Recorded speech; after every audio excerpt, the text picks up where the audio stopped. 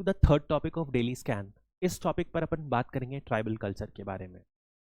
जब अपन tribal culture की बात करते हैं तो बहुत बार अपने दिमाग में आता है, जैसे ही अपन वर्ड ट्राइबल सुनते हैं तो अपने दिमाग में कुछ बहुत प्रिमिटिव चीजें आती हैं, जैसे कि बहुत एक्सट्रीम बैकवर्डनेस, और आता है लिटरेसी बहुत ज्यादा कम होना, एजुकेशन लेवल का बहुत ज्यादा कम होना, और देखा जाए तो पॉवर्टी, हंगर, सोशल इंडिकेटर्स में, एचडीआई के इंडिकेटर्स में, सारे के सारे पैरामीटर्स में बहुत ज्यादा पीछे होना। इन जनरल ट्राइबल से अपन एसोसिएट करते हैं backwardness. This is the basic idea. जब अपने मन में जैसे ही अपन सुनते हैं ट्राइबल, ऐसा इसलिए है क्योंकि हमारे दिमाग में डेवलपमेंट की एक अप्रोच बन चुकी है कि जो हमारा डेवलपमेंट है, यानी कि द मेन स्ट्रीम सोसाइटी का जो डेवलपमेंट है वो ट्राइबल से ज्यादा सुपीरियर है। तो इस टॉपिक में जो अपन मेन चीज करना चाह रहे हैं, main stream versus tribal development, और क्या जो मेन स्ट्रीम डेवलपमेंट है वो हर चीजों में ट्राइबल डेवलपमेंट से ज्यादा, ट्राइबल कल्चर से ज्यादा सुपीरियर है। ये हमेशा से मेन स्ट्रीम कल्चर का आइडिया रहा है। That is a basic idea. इस वजह से यदि अपन देखेंगे तो एक कॉन्सेप्ट रहा है imposition of main stream culture over the tribals, यानी कि हम मानते हैं कि हमारे यहाँ जैसा ट्रीटमेंट हो, हमारी जैसे एजुकेशन स्टैंडर्ड्स हो, जैसा हमारा रहन सहन हो, वो सारे के सारे ट्राइबल कल्चर के ऊपर ही लगाया जाए। यदि वो फूल पत्ती वाले कपड़े पहन रहे हैं तो that is a sign of backwardness. But कई बार यदि आप कुछ एंगल से सोचोगे तो ट्राइबल कल्चर कई एस्पेक्ट में मेन स्ट्रीम कल्चर से सुपीरियर है, and that is the notion which we are trying to deal in this topic. तो क्या imposition of mainstream culture on the tribals is the only way forward? That is the one thing, or it should be a two-way round? यही contention को अपन इस video में argue करेंगे with the taking the side of tribals. That is the basic idea. तो यदि अपन सबसे पहले समझते हैं ये टॉपिक क्यों उठा, क्योंकि अभी रिसेंटली चेन्नई फ्लड्स आया, चेन्नई में बाढ़ आई after the cyclone hits. Cyclone Michaung के हिट करने की वजह से पूरा का पूरा चेन्नई स्टैंड स्टिल पर है, फ्लडेड है। और हमेशा से यदि आप देखोगे तो हमारे डेवलपमेंट को अपन सुपीरियर मानते हैं। जब 2004 में सुनामी आई थी तब भी पूरा का पूरा हैवॉक मच गया था। इनफैक्ट कुछ एस्टिमेट्स बोलते हैं कि 2 लाख से ज्यादा डेथ्स हो गई थी, 14+ कंट्रीज इंपैक्टेड थी। हमारे पास बहुत एडवांस टेक्नोलॉजी है, उसके बाद भी इतनी कैजुअलिटी हुई, इतना प्रॉपर्टी का डैमेज हुआ। तो जो लोग थे उनका प्रिडिक्शन था कि यदि हम इतने सुपीरियर डेवलप्ड हैं तब हमारा इतना डिस्ट्रक्शन हो रहा है। तो आप सिचुएशन इमेजिन करो अंडमान की, जहां पर PVTGs, particularly vulnerable tribal groups ज्यादा रहती हैं, और 5 मेजर ट्राइब्स हैं, ग्रेट अंडमानीज, ओंगजेस, जरावास, सेंटलीस एंड शॉम्पेन्स। सारी की सारी मेजरली शॉम्पेन्स को छोड़ के बाकी सारी नेग्रिटो ट्राइब है और ये मोंगोलॉइड ट्राइब है, बहुत ज्यादा बैकवर्ड स्थिति में है। तो सारे के सारे लोग एक्सपेक्ट कर रहे थे कि अंडमान की जितनी भी ट्राइब हैं सब खत्म हो गई होगी। अंडमान तो और ज्यादा वल्नरेबल पोजीशन में है, आइलैंड है, ओशन से सराउंडेड है, सब कुछ खत्म हो गया होगा। लेकिन जब इंस्पेक्शन किया गया तो पाया गया कि कोई भी मेजर डैमेज नहीं था। इनफैक्ट किसी की भी डेथ रिपोर्टेड नहीं थी फ्रॉम द ट्राइबल ग्रुप्स। तो इस सिचुएशन में ऐसा क्या ट्राइबल्स ने किया कि इनकी डेथ नहीं हुई? तो सबसे पहले ग्रेट अंडमानीज ने क्या किया, उन्होंने वेव के स्ट्रक्चर को समझ लिया, क्योंकि नेचर और ह्यूमन का इनके कल्चर में एक इंट्रिकेट रिलेशन है। दोनों बहुत एक्सटेंसिवली घुल मिल के रहते हैं, यहां पर मैन डोमिनेंट नहीं है, दोनों घुल मिल के रहते हैं। ऐसा ही ऑन्जेस ने क्या किया, उन्होंने एक फिश को ऑब्जर्व कर लिया जो सिर्फ तभी आती है जब कुछ एनोमलीज होती है सी में। इस वजह से इनफैक्ट इस समय इनका फिशिंग टाइम था, उसके बावजूद इस फिश को देखते हुए वो वापस आइलैंड की तरफ आए और सबसे हाईएस्ट पॉइंट्स में, ट्रीज में जाके चढ़ गए। यानी कि इनके जो तरीके हैं हमारी अर्ली डिटेक्शन टेक्नोलॉजी से ज्यादा एडवांस साबित हुए। That is the point we are trying to context. और ऐसा नहीं है कि सब इन्वायरमेंट डायमेंशंस में है, बहुत सारे सोशल, इकोनॉमिक, कल्चरल डायमेंशन में tribals fair much better than the main stream. So we are going to look into that dimension, and then finally we'll look कि कैसे आगे डेवलपमेंट प्रोसीड करना चाहिए।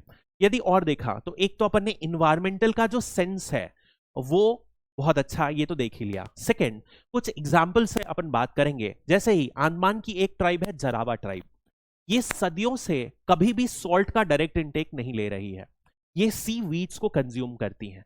और अब यदि आप आज मॉडर्न साइंस की रिसर्च देखोगे तो ये सी वीड को एक सुपर फूड की तरह प्रोजेक्ट करी है, जिसमें सारे न्यूट्रिएंट्स हैं, कोलेस्ट्रॉल कम करने के लिए, 10 लीवर के इश्यूज को डैमेज करने के लिए, बहुत सारे पॉजिटिव्स। यानी कि इनकी जो डाइटरी हैबिट्स हैं, इनके जो बिहेवियरल ट्रेट्स हैं, बहुत केसेस में हमसे ज्यादा एडवांस हैं। सिमिलरली यदि अपन देखें, सबसे ज्यादा अपन मानते हैं कि हमारी लाइफ में पैसा आया, डेवलपमेंट आया तो हम सुपीरियर हो गए, हमारा हैप्पीनेस क्वेश्चन बढ़ गया। लेकिन वहीं East Africa one of the poorest region है, उसमें एक ट्राइब है मसाई, वो और ज्यादा बैकवर्ड लाइफ जीती है, अभी तक एग्रीकल्चर से भी पहले के स्टेट में है, थोड़ा बहुत सेटल्ड एग्रीकल्चर स्टार्ट हो गया है। लेकिन फॉर्ब्स की लिस्ट में जब लाइफ सेटिस्फैक्शन में देखा गया तो इवन ये पाया गया जो अमेरिका के जो टॉप मिलियनियर्स हैं उनसे भी ज्यादा इनकी लाइफ में सेटिस्फैक्शन है। यानी कि जिस पैसे के लिए अपन पीछे भाग रहे हैं वही पैसा हमारी मेन स्ट्रीम सोसाइटी का दुख का कारण है। ये अपन ट्राइबल लाइफ से सीख सकते हैं कैसे लाइफ में सेटिस्फाइड रहना। ऐसा ही एक एग्जांपल है भौमकारा ट्राइब, ये उड़ीसा की बहुत पुरानी ट्राइब है।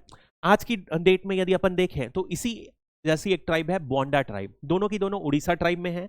यहां पहले एक डायनेस्टी थी जो पूरी की पूरी क्वीन के द्वारा चली गई थी। यानी कि जहां अपन इतनी मॉडर्न सोसाइटी में भी पैट्रियार्कल नॉर्म्स को फॉलो कर रहे हैं, जहां पर अभी भी जेंडर गैप माना जा रहा है, यूएन की रिपोर्ट के हिसाब से 100 करीब से ज्यादा साल लगेंगे जेंडर गैप को भरने में, वहां एक ऐसी सोसाइटी एग्जिस्ट करती आई है, अभी भी कर रही है, जो विमेन लेड है, जो मैट्रियार्कल सोसाइटी है। In fact I have been to Mizoram, Mizoram में भी आप देखोगे ट्राइबल डोमिनेटेड है, मिजो ट्राइब्स है मेजरली, आप देखोगे मेजरली मैट्रियार्कल सोसाइटी है। जितने भी बिजनेस हैं, I have not been to the interiors of Mizoram but I have been to the capital city Aizawl, वहां जितने भी बिजनेस हैं, जितनी भी शॉप्स हैं, सारी की सारी फीमेल ओन्ड है। ये हमको नहीं दिखाता कि इनके कल्चर में ज्यादा डाइवर्सिटी है, ज्यादा बेटर है हमसे, दैट इज द आइडिया। ऐसा ही यदि फॉर्मर जो हमारे वाइस प्रेसिडेंट थे एम वेंकैया नायडू ने, उन्होंने कोविड के समय एक स्टडी को कोट किया था जो SC/ST रिसर्च ट्रेनिंग इंस्टीट्यूट के द्वारा किया गया था। उन्होंने पाया कि उड़ीसा की ट्राइब्स कोविड पैंडेमिक से ज्यादा इंपैक्टेड नहीं थी। इसका रीजन क्या था कि जहां नॉर्मली जो हमारी मेन स्ट्रीम पॉपुलेशन है वो झुंड बना के चलती हैं, वहीं ट्राइबल्स का जो डिसिप्लिन है वो एक लाइन पर ज्यादातर वो चलते हैं। इस वजह से एक डिसिप्लिन है उनमें कि उनका चलने का तरीका ज्यादा यूनिफॉर्म है, डिस्टेंस कम है, हाइजीन हमसे ज्यादा है, इस वजह से ये पैंडेमिक इंपैक्ट्स इन पर कम आए थे। एक और एग्जांपल यदि अपन देखें जो बहुत फेमस फिर से न्यूज में चल रहा है, बिश्नोई ट्राइब का। बिश्नोई ट्राइब इसलिए न्यूज में रहता है क्योंकि इनके एक महान दिग्गज इंसान लगातार सलमान खान को धमकी देते रहते हैं जान की। ये बहुत पुराना इंसिडेंट है जो ब्लैक बक को एक्यूज किया जाता है कि सलमान खान ने शूट किया था। अब ब्लैक बक बिश्नोई कम्युनिटी के लिए बहुत ज्यादा सेक्रेड माना जाता है, इस वजह से बिश्नोई और सलमान खान का प्रॉब्लम चलता आया है। यदि अपन देखें इसी में एक स्पेसिफिक अवार्ड भी आजकल आज की डेट में दिया जाता है, अमृता बिश्नोई अवार्ड। अब अमृता बिश्नोई अवार्ड अमृता बिश्नोई के नाम पे दिया जाता है जो बिश्नोई कम्युनिटी की थी, और उन्होंने अपने बैकयार्ड में खेजरी ट्री को बचाने के लिए खुद अपनी जान दे दी, बट पेड़ को नहीं कटने दिया। This was the extent of environmentalism जो ट्राइबल में प्रेजेंट है। ऐसा ही एक एग्जांपल यदि अपन देखें, सैक्रेड ग्रूव्स बहुत कॉमन है जहां पर ट्रीज को वर्शिप किया जाता है। जैसे एक एग्जांपल है खोंड ट्राइब उड़ीसा में। छत्तीसगढ़ में भी, I am from Chhattisgarh, I have scene बहुत सारे ट्राइबल ग्रुप्स यहाँ पर टैमरिंड को, मैंगो को, अर्जुन को, साल को, महुआ को वर्शिप करते हैं। That is the extent. इसी को यदि अपन देखें, यदि अपन इन्वायरमेंट फ्रेंडलीनेस की बात करें तो थारू ट्राइब जो है वो एक हाउसेस बनाता। थारू ट्राइब बेसिकली उत्तराखंड में है। ये ट्राइब क्या करते हैं, यहां पर हाउसेस को रेज्ड प्लेटफॉर्म में बनाती हैं। This is a raised platform, ताकि बाढ़ आए ये ऊपर से बह जाए। और इनका फ्लड का से इम्पैक्ट इनके घरों पर ना पड़े। ऐसे ही I been to Assam and I have seen Assam में हाउसेस, खासकर असम में एनुअल फ्लडिंग होती है, तो वहां पर बैम्बू के हाउस, जो बेसमेंट रहता है वो बैम्बू हाउसेस से बना रहता है। तो ये बेसमेंट बैम्बू से बना और इसके ऊपर घर बनाया गया, तो इससे भी बाढ़ से डैमेज कम होता है। इसको कुछ मचान टाइप से हाउस बोलते हैं। I am not sure about this term, but as far as I remember local term मचान हाउस बोला जाता है।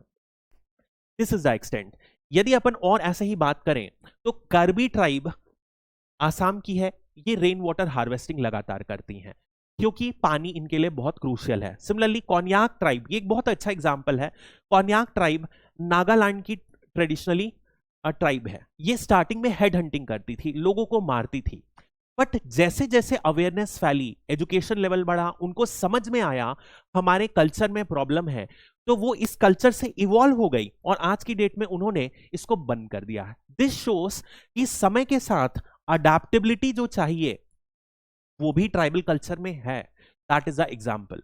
ऐसा ही कुछ एक एग्जाम्पल मैं छत्तीसगढ़ में गोंड ट्राइब का देना चाहूंगा। गोंड पूरा गोंडवाना लैंड से डिराइव्ड है, जो central India, MP, Chhattisgarh, Maharashtra area में लगातार एक ट्राइब है। तो छत्तीसगढ़ में 2020 या 21 में एक महासभा बैठक हुई थी गोंड ट्राइब की, जिन्होंने इसके बाद निकाला कि हमारे कल्चर में डाउरी बढ़ रहा है। तो इन्होंने एक आपस में रिजोल्यूशन पास किया कि आज के बाद हम डाउरी नहीं लेंगे। Isn't it an advance culture than the mainstream culture?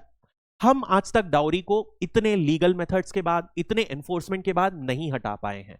That is idea. Similarly Mishing tribe जो असम में है, रिवराइन एग्रीकल्चर करता है, रिवर के बैंक्स में एग्रीकल्चर करता है। Again an example of evolution.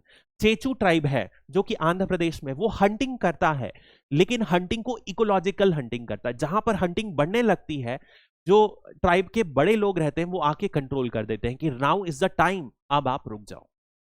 तो regulated hunting, that is what is needed. आज की डेट में अपन क्या मास प्रोडक्शन कर रहे हैं और कितना ज्यादा इन्वायरमेंट को हार्म कर रहे हैं। सो इसी से मैं एक पॉलिसी में जाना चाहूंगा, that is the tribal Panchsheel policy.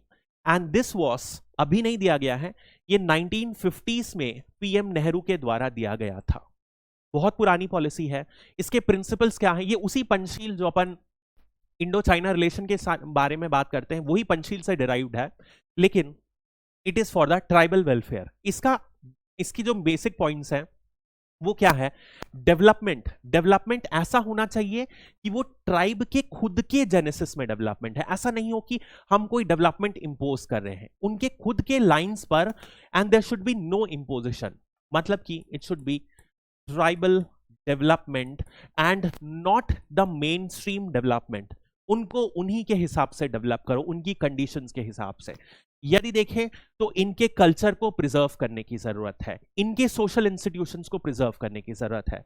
Result यदि अपन देखें तो रिजल्ट को नापा जाए कि आउटकम्स क्या है, सिर्फ इस पर नापा जाए कि हमारा पैसा कितना लगा। यदि हम मेन स्ट्रीम थोप देते हैं तो एजुकेशन जल्दी हो जाएगी, डेफिनेटली सस्ता भी पड़ेगा, बट हमें एक कल्चर जो बहुत रिच है वो लॉस्ट हो रहा है।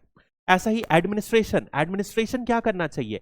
जो खुद के as far as possible tribal लोगों को ही इन्वॉल्व करो उनके एडमिनिस्ट्रेशन में। That is the idea. Similarly impose कम से कम करो और उनके इंस्टीट्यूशंस को यूज करके डेवलप करो।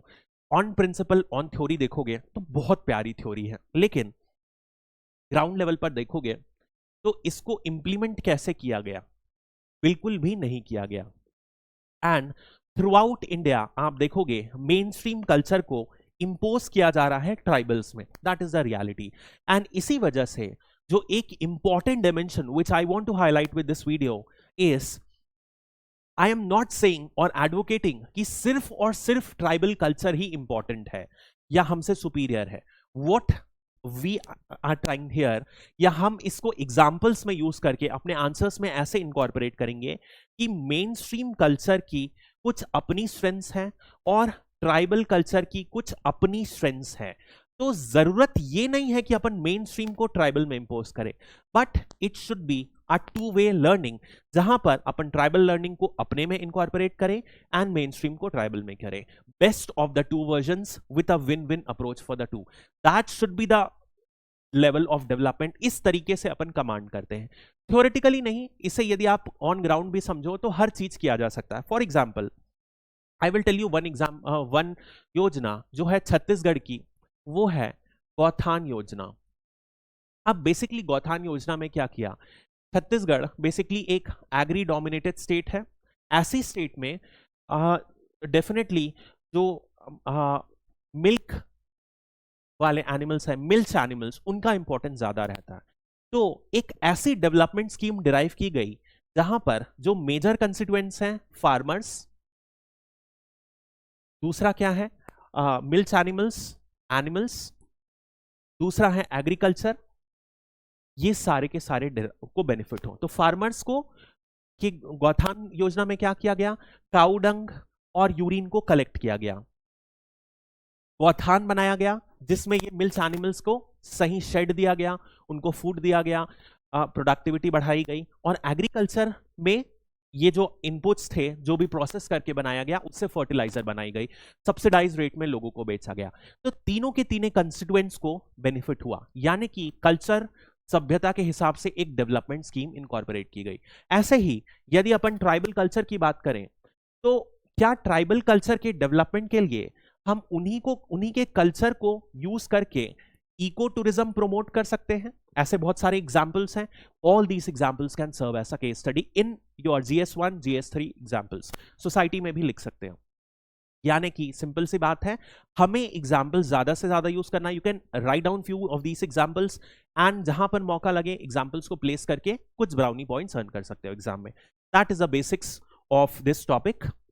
एंड लास्ट जो एक चीज मैं बताना चाह रहा हूं, कल्चरल डाइवर्सिटी की बात है, वो ये है कि इंडिया में मोर देन 780 लैंग्वेजेस हैं, बहुत सारी डायलेक्ट्स हैं, लेकिन शेड्यूल लैंग्वेजेस केवल 22 हैं। इस वजह से लगातार क्या हो रहा है, 250 से ज्यादा लैंग्वेज 50 साल में लॉस हो चुकी है, और यूनेस्को के हिसाब से क्लोज टू 200 लैंग्वेजेस एंडेंजर्ड है। तो हमें जरूरत है इनको प्रिजर्व करने की, क्योंकि एक लैंग्वेज सिर्फ लैंग्वेज नहीं होती है, एक होता है ट्रेडिशन, एक होता है कल्चर। जैसे कि अभी अपन ने इतने सारे इन्वायरमेंटल विजडम्स की बात करी जो सालों से चलते आए हैं। अब यदि सोचो वो लैंग्वेज खत्म हो जाती है, इसका मतलब जो जनरेशन से विजडम चलती आई थी, जो उनकी मेडिसिन, इन्वायरमेंट और कल्चर में जो भी थे, वो सब कुछ खत्म हो जाते हैं। कितना बड़ा हमको लॉस हुआ। इस वजह से जब भी अपन ट्राइबल की बात करें, ये एक डाइवर्सिटी कंजर्वेशन एक इंपॉर्टेंट टॉपिक आता है जो आपको हमेशा आंसर्स में टच करना चाहिए। That's all for this topic. Have a nice day.